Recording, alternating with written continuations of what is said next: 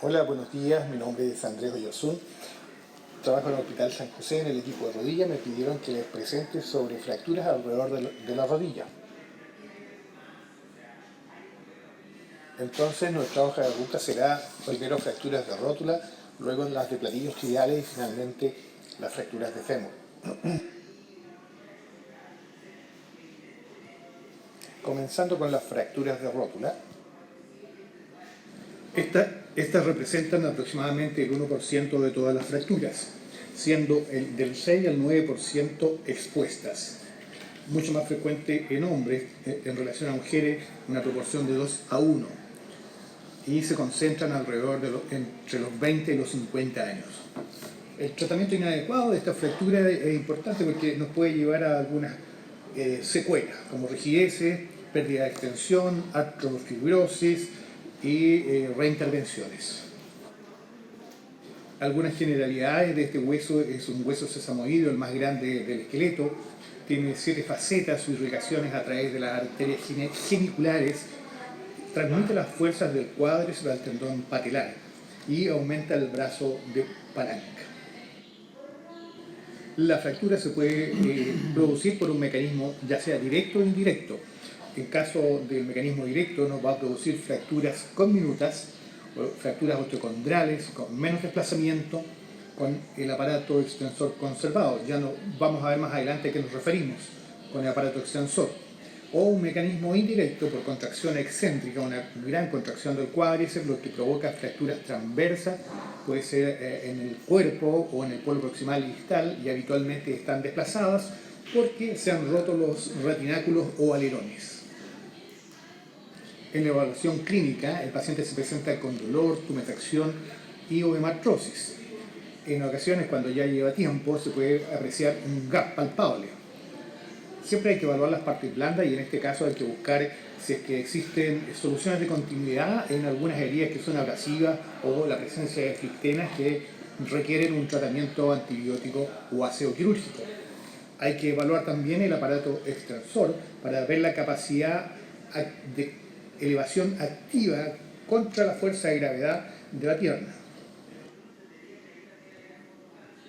La capacidad de extensión activa contra gravedad de la pierna no descarta la fractura. En cambio, la incapacidad de extenderla nos hace sospechar que hay una rotura de ambos retináculos, además de la fractura de la rótula, ¿ya? Pero en algunas ocasiones en que no hay tanta inflamación, también puede que el paciente no logre extensión porque tiene hemartrosis que le es dolorosa al inicio.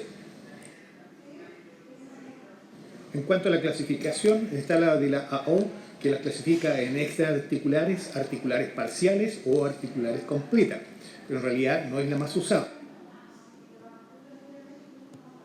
En la práctica, para la toma de decisiones, utilizamos más bien el grado de desplazamiento, que nos indica si es quirúrgica o no. Si es que el escalón es más de 2 milímetros o hay una diástasis mayor a 3 milímetros, hablamos de una fractura desplazada. Y también analizamos el patrón de fractura que nos orienta a cómo vamos a realizar la osteosíntesis en caso de cirugía. Para completar la evaluación, además de la historia del examen clínico, vamos a necesitar las radiografías anteroposterior, lateral y axial, ¿ya? El TAC nos ayuda para encontrar fracturas ocultas o desplazamientos, evaluar si es que hay múltiples fragmentos pequeños. En 49% de los casos nos cambia el plan quirúrgico. La resonancia magnética nos va a mostrar fracturas marginales o lesiones osteocondrales y también las lesiones asociadas que pudieran existir. En cuanto al diagnóstico diferencial, vale la pena mencionar a la rótula bipartita, ¿ya? Que es una falta de fusión entre los núcleos de osificación de la rótula. Su ubicación más frecuente es superolateral, pero existen otras como en el polo inferior o en el borde lateral. El 2 a 3% de la población puede tener esta rótula bipartita y en estos casos hasta un 50% puede ser bilateral.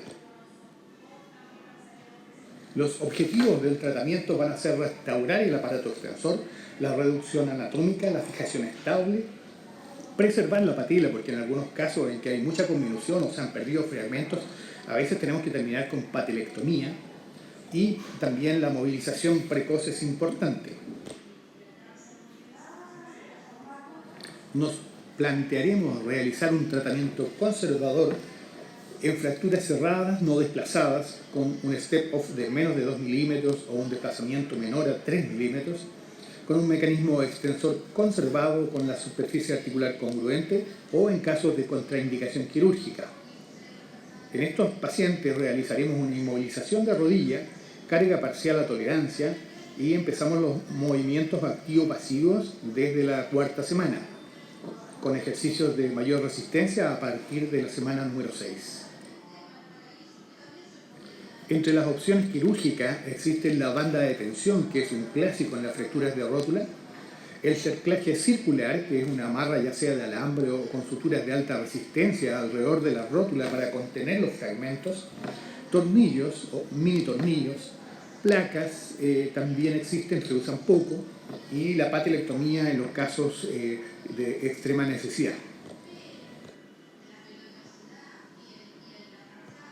El clásico obenque, lo que consiste en dos agujas que atraviesan la rótula, los fragmentos proximal y distal, y se amarra, se hace una asa de alambre por anterior a la rótula, anclándose de estas agujas, de tal forma que cuando el paciente mueva la rodilla, transforma la fuerza de tensión en fuerzas de compresión en la cara articular, ¿ya? Donde muestran las flechas verdes.